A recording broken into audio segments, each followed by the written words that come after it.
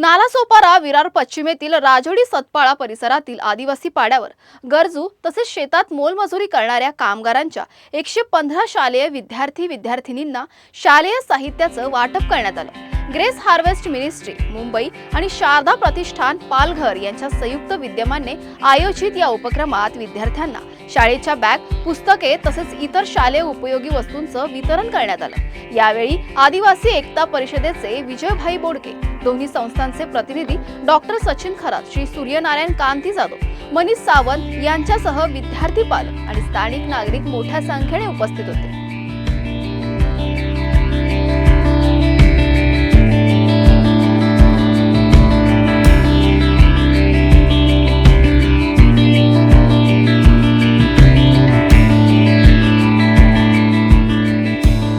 शिक्षणासाठी आवश्यक साहित्य मिळाल्याने विद्यार्थ्यांमध्ये आनंदाचं वातावरण असून अशा सामाजिक उपक्रमांमुळे गरजू विद्यार्थ्यांना मोठा आधार मिळत असल्याची भावना पालकांनी व्यक्त केली आहे।